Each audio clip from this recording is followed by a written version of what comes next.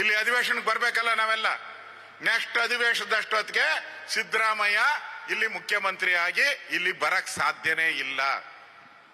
ಆ ಪರಿಸ್ಥಿತಿ ಇದೆ. ಟೈಮ್ ಬಾಂಬ್ ಹೇಳಿದ್ರು, ಟೈಮ್ ಬಾಂಬ್ ಫಿಕ್ಸ್ ಆಗಿದೆ. 2.5 ವರ್ಷದ್ದು ಟೈಮ್ ಬಾಂಬ್ ಫಿಕ್ಸ್ ಆಗಿದೆ.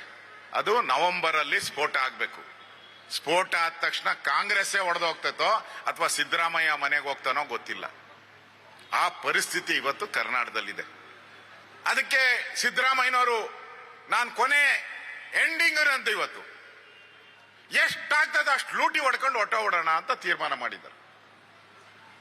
ಅದಕ್ಕೆ ಮಾನ ಮರ್ಯಾದೆ ಇಲ್ದಿರ ಬಡ್ಜೆಟ್ ಅಲ್ಲಿ ಘೋಷಣೆ ಮಾಡಬೇಕಾಯಿತು. ಜಗದೀಶ್ ಶೆಟ್ಟರ್ ಅವರು ಕೂಡ ಬಡ್ಜೆಟ್ ಅನ್ನ ಮಂಡನೆ ಮಾಡಿದ್ದಾರೆ. ಬಡ್ಜೆಟ್ ಅಲ್ಲಿ ನಾವು ಮಂಡನೆ ಮಾಡಬೇಕು.